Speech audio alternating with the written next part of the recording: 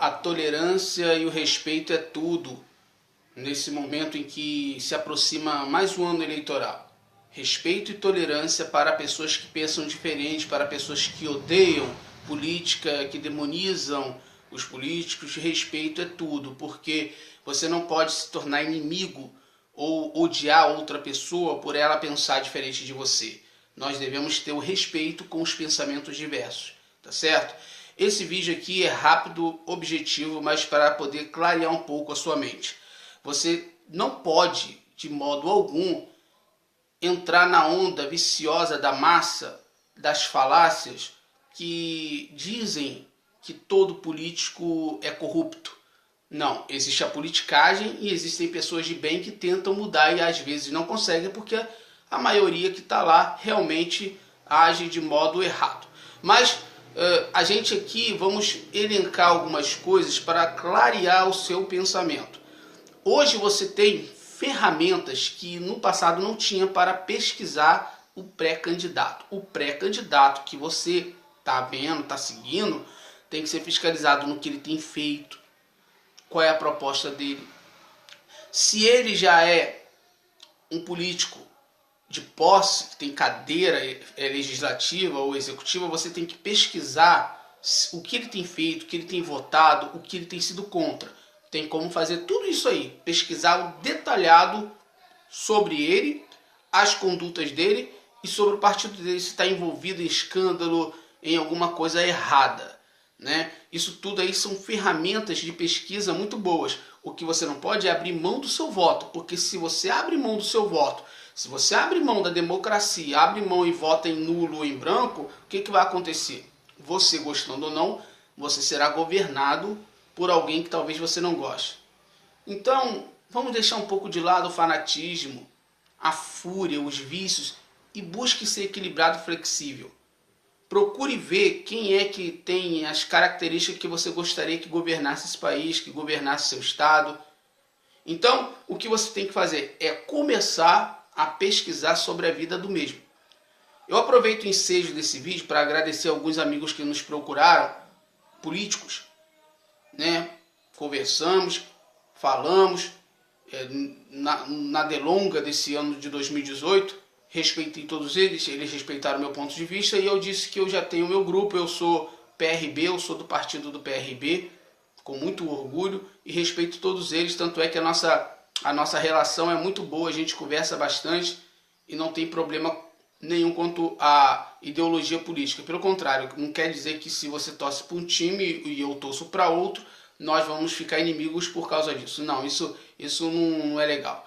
Então, a gente conversamos alguns dias atrás com uma pessoa sobre o Pacto Federativo, a crise que afeta os municípios, as prefeituras, o governo.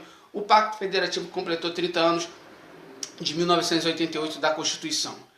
Naquela época, para a gente não delongar muito o vídeo, não deixar cansativo, mas naquela época de 1988, o Brasil tinha aproximadamente 100 milhões de habitantes.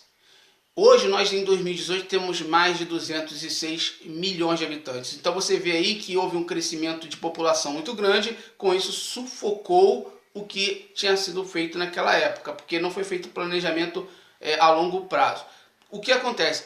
Os municípios no Brasil naquela época, em 1988, os municípios estavam na faixa de mais ou menos pouco mais de 4 mil municípios.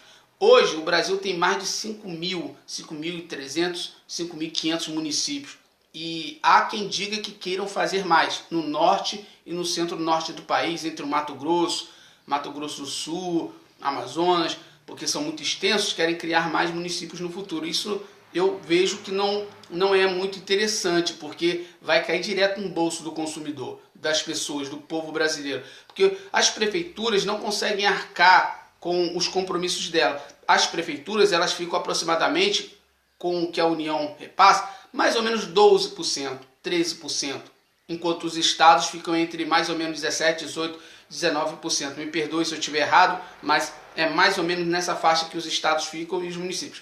Os municípios devem a muita gente, devem ao Estado, devem a banco, devem a empresas que elas contratam para obras, devem ao céu e o inferno. As prefeituras estão quebradas, todas elas. Os estados, por sua vez, nem se fala, não conseguem pagar ninguém praticamente. Os municípios contratam RPAs, não fazem concurso público, não tem dinheiro para nada, então tá tudo errado. E a União, que fica com a maior parte, ainda assim joga para cima dos municípios mais encargos, joga mais pressão para cima deles, que eles não conseguem arcar nem com o que eles têm. Então seria interessante no futuro os políticos se reunirem para mudar um pouco esse pacto federativo de 1988, que já está ultrapassado, para tentar aliviar os encargos dos municípios, né, mudar algumas coisas ali, tentar impedir de criar novos municípios, porque isso vai pesar, Sabemos que tem municípios aí que são um pouco grandes, né, que tem alguns distritos distantes e que eles não conseguem dar assistência a essas pessoas, e por muitas das vezes existem aí cogitações desses lugares distantes se tornarem também um município e não mais um distritozinho daquele município, mas se torne um novo município. Eu não acho interessante. Politicamente falando, eu estou falando da minha opinião, não acho interessante. Mas enfim, você deve fiscalizar o pré-candidato que você está vendo, está estudando, para que você não venha errar na urna. Porque a construção de um novo país não se dá da noite para o dia. Nós sabemos disso, nós somos novos na democracia. Quem conhece a história sabe o que eu falo. A história da democracia de 88 para cá ainda é jovem, perto do que a gente já viveu na época da ditadura, do golpe militar de 64. Toda a história do país, se você pegar para ver, nós estamos ainda novos na democracia, um país em construção. Só que as pessoas, elas têm que pensar o seguinte: se ela votar, ela vai estar construindo; se ela não votar, ela vai estar destruindo. Porque, mas todo político é sujo, é ladrão. Isso é fanatismo, euforismo, isso é falácia. Não é assim. O ideal é você ir lá e votar. Existe uma história para finalizar o vídeo, que uma beija-flor com a selva pegando fogo, ela foi lá e começou a jogar um pouquinho de água, pegava água no rio e jogava um pouquinho, pegava água, e os animais perto do rio vendo aquilo perguntou: não sei para que você vai lá ficar jogando água naquele fogaréu que não tem jeito mais.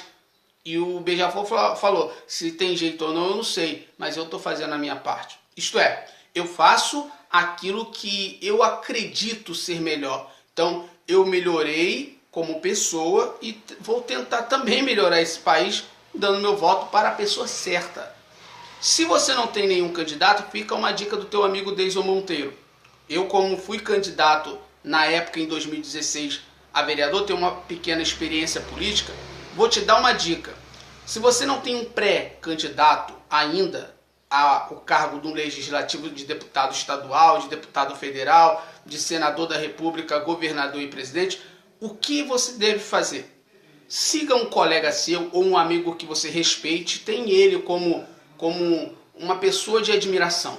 E o que ele pensa sobre a política, se ele for politizado, tenta seguir ele, tenta ver se o candidato, se o pré-candidato que ele está seguindo é uma pessoa de índole.